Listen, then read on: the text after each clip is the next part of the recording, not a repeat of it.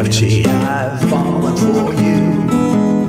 My head's a mess, I don't know what to do. You got my heart and I wanna go slow. I'm creating fast, I don't know which way to go.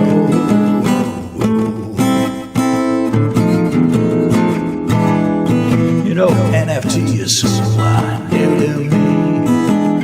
It drives me crazy. I'm so blind, I just can't see. You know, every time I NFT, I get all hot inside.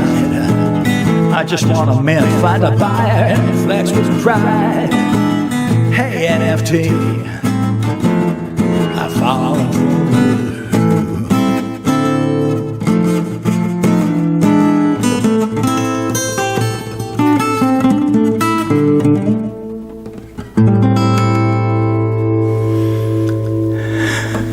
Hi everyone, my name is Maurice.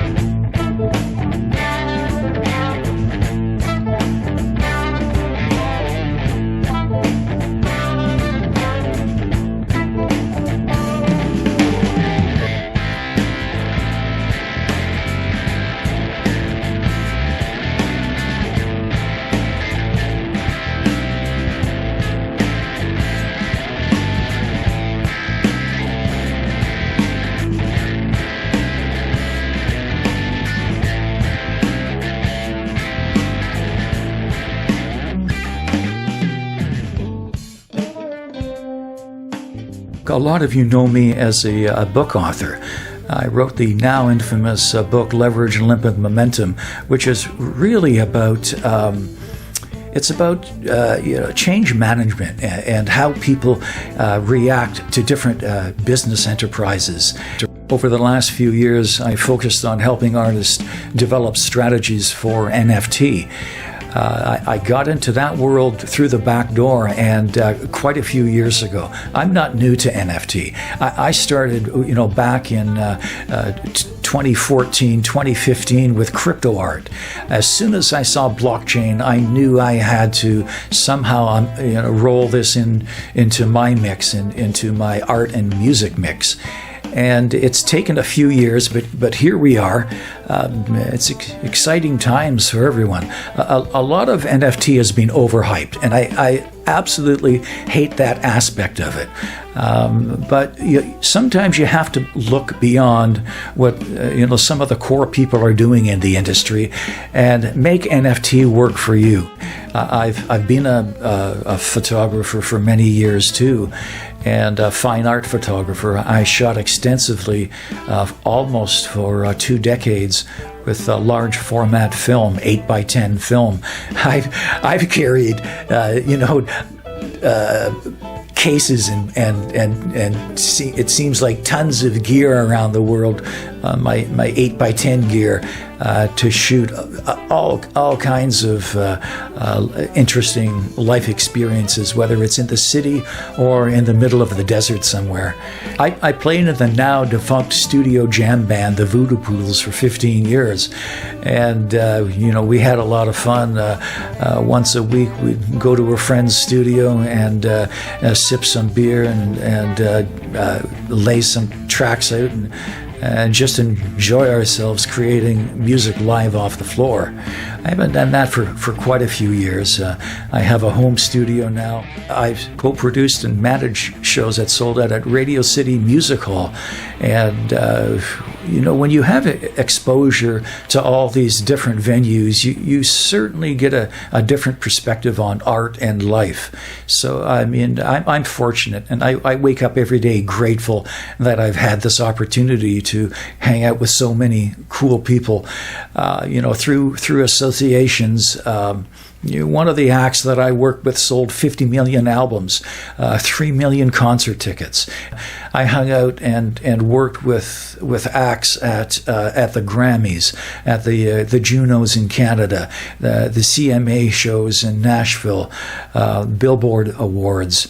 We did a lot of stuff like that. So I had an opportunity to meet and work with people like Willie Nelson, one of my favorites, and also with great Canadians like Katie Lang, Kenny Rogers, icons. I mean, the list is very long. Chris Christopherson, probably one of the greatest singer-songwriters alive. Exposure to creative people at that level changes you. It opens your eyes to a lot of possibilities. So again, I'm always thankful that I've had that exposure and I was able to work and create art with people like this at that level. I love the fact that NFT brings equality and equality across, a number of platforms, equality with among the genders, among the races. Equality respective of finances and economics. There's so many things in this world that we have to change. We should be standing on the shoulders of all the creators who have gone before us, all the people who took risks with their lives and livelihoods. Visual NFT has had an exciting year this year. The investments that I've made over the last few years have my ROI is more than 5,000%. So I know it's possible to do if you create wisely, invest wisely. You have to understand how art works at an intrinsic level. You have to also understand trading, stock trading, and even gambling. Quite a few years ago, when I first had an interest in blockchain, I freelanced and contracted a lot of work for leading ICO companies.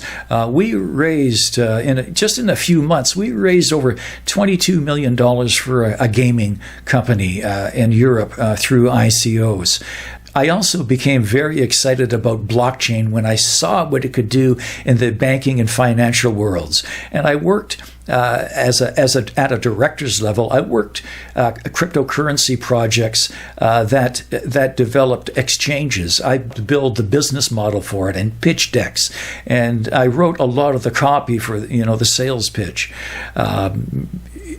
And then I moved to, I did a project with software as a service application companies who were designing these incredible applications to make it easy for small companies, artists included, for small companies to create small enterprises and to do it cost affordably. And when you do that, you can have a very serious impact on large corporations. I got very excited about that work and worked for quite a while at that level. So when art NFT and music NFT showed up, I had already been involved. I worked a lot of high visibility fintech and DeFi projects. It wasn't called DeFi at the time, but fintech was basically that. It was the precursor to DeFi. I've always been excited about that and about DAOs and co-ops and how to encourage people to think laterally and work together instead of in a hierarchical manner.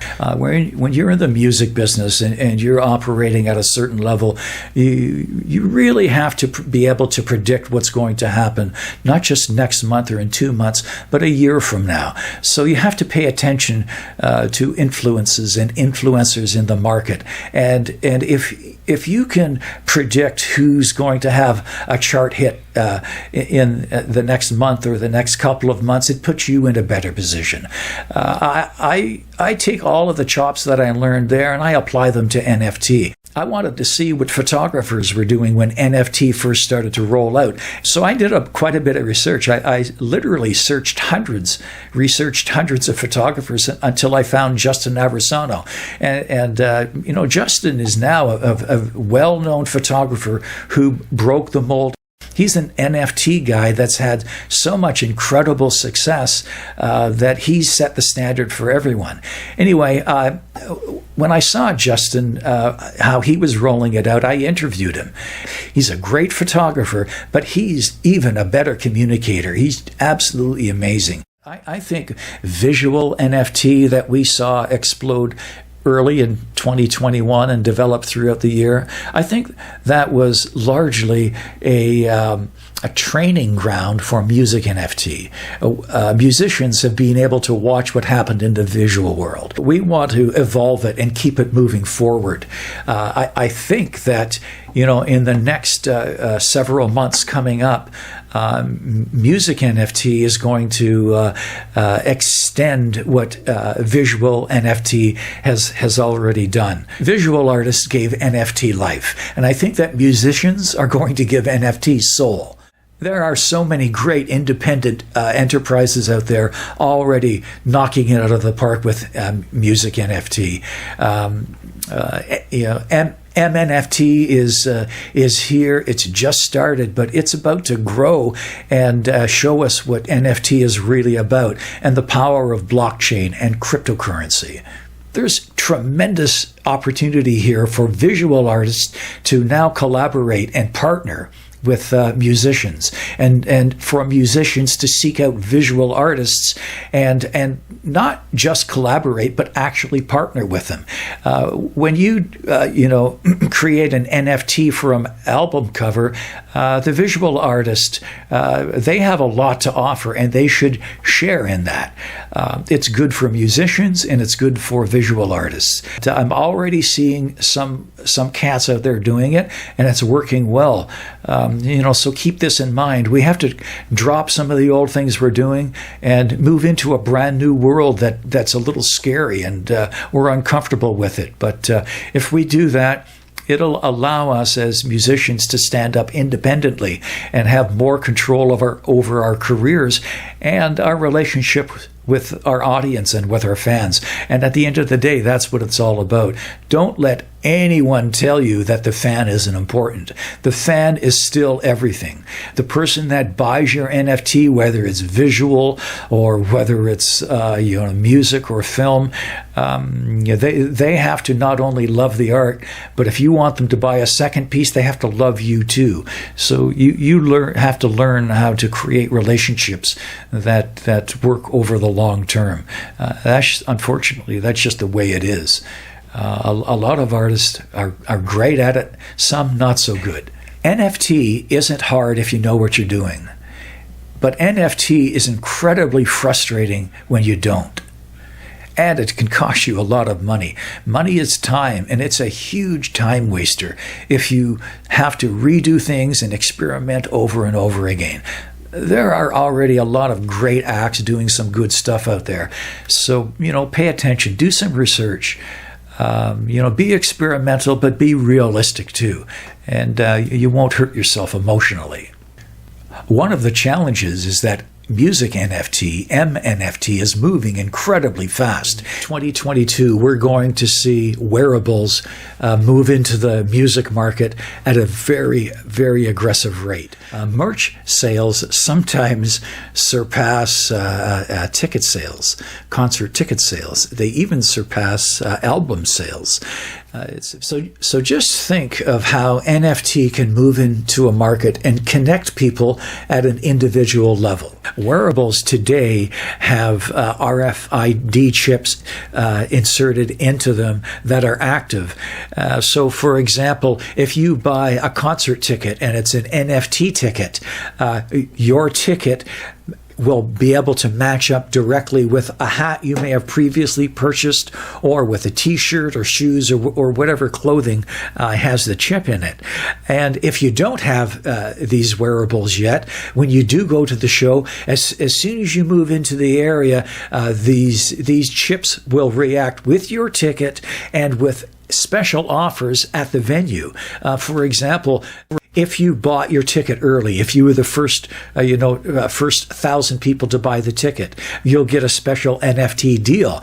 And it could be a song in the show that is not normally on the set list. I mean, maybe they were just saving that song for the Western leg of the tour, or for the European leg of the tour. So as a viewer, you'll be able to have first crack at buying the NFT, respective of that venue and that date. They might even produce a very special wearable item. And as soon as you walk through the door into the arena, they send you a message saying, hey, thanks for signing up so early. We're offering you 50% off if you come to the merch desk right now and grab your reward. There are going to be so many opportunities for musicians to collaborate with visual artists, and the visual artists to provide the merchandise that can be sold and resold. I mean, I'm just scratching the surface here, but we all have to think at that level, and not just keep in mind what's happening today, but what's going to happen tomorrow and next month and in 6 months and a year from now. The opportunities are crazy, and they're endless. You know, if you have NFT ideas and you're not sure how to execute, you're not sure if they're realistic or who you need on your team to make it happen, reach out to people around you. Reach out to me if you like. I'm easy to contact through IADX 365. If you have questions, I'd be my team and we'd be pleased to help you, give you some direction. I'll give you one more piece of insight before I leave. We live in a different world. We don't have the mass adoption that we used to have a few years ago. Yes, there are exceptions, and there are huge artists out there who are doing great work.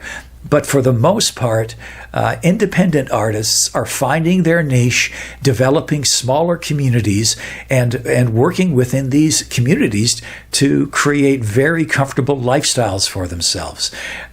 It generates enough revenue so they can keep recording, they can keep touring, they're figuring out new ways to drive revenue. It's only going to get better as time moves forward. You know, even the biggest badass music artists out there, even when they have huge NFT hits, it's still a very small part of the market. So be realistic in your expectations. Don't drive yourself crazy trying to meet a benchmark that doesn't exist. There's lots of people out here hyping and promoting things that aren't true. You have to do your own due diligence and do your own research, and then make sure that the information you're hearing is the truth. Once you know what's actually happening, it's easier for you to create a strategy for yourself. But first, you have to start with good information. You can think of NFT rock stars as you would a jazz musician. You know the old joke about how does a jazz musician end up with $1 million? They start with $2 million. Well, the same thing can happen with NFT. You can sink a lot of money and time into this and not end up with anything in return. But there are some very, very wicked, smart jazz musicians out there, and there have been for years, who know how to create a community around their music, and those fans and that audience is incredibly loyal. Well, it's even easier to do now with NFT. That's what this is all about. Envision yourself as a jazz musician who's not creating a relationship with a million people. They're creating really tight relationships with only maybe 10,000 people or 1,000 people. And 1,000 people can bring you incredible success. So you have to think differently in that regard too. This isn't the old days, where a record company would give you a huge advance. You'd have $2 million to cut an album, another $2 million to promote it. It doesn't happen anymore. I mean, when it does happen, it's an exception. So try not, to think along those lines, because it's unhealthy for you. It'll only hurt you in the long run when you don't meet your expectations. The big art centers like New York City and London, Los Angeles and Chicago, Paris, Beijing, these are all the anchors for old world art. Well, those centers aren't as important as they used to be. The cities are all great. They're still fun to go to. It's still a great place to go and see a lot of art. But NFT dissolves all of the power that these great, centers hold. And because you don't have to live in New York City. You don't have to live in LA or London. You can live anywhere in the world right now, create incredible art, and distribute it very easily. You have to start to think along those lines too, that just assuming that you have to hang with the big dogs to make it like the big dogs, not true anymore. If you're smart, act properly, collaborate with the right people. Musicians, if you're not out there, collaborating with some of these incredible visual NFT artists who are doing still NFT and video NFT, you're missing out on so much. I think collaborations like this, at the end of the day, are going to create a new type of music, completely different than anything we've ever experienced. And it's going to take us into worlds that are so foreign and incredible, we'll never, ever look back. Every time something new comes on the scene, there's a lot of groups that complain, they're fearful for their industry. But let's look back at what happened. CDs didn't destroy vinyl. The internet didn't destroy radio. We still have books. We still have newspapers. All of these, artistic and creative, communicative entities aren't as powerful as they used to be. It just means that we now have to share, and we have to share economically with everyone. And, that's a good thing. That's what evolution is about. Evolution, revolution. Some people look at cryptocurrency as a revolution, like it's going to take down the old monetary system. Well, maybe it will, but it's not going to happen tomorrow. It's not going to happen next year. It's going to take years and years if it happens at all. Get involved as soon as you can. Start to learn the language.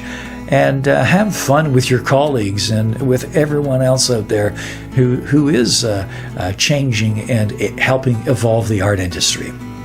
Anyway, that's it for me. I've spoke way too much here, but thanks for listening. And don't forget, if you have any questions, shoot me an email. Check us out on Twitter, and whatever it takes. Let us know, and we'll try and help as best as we can. Thanks a lot for listening. Be well.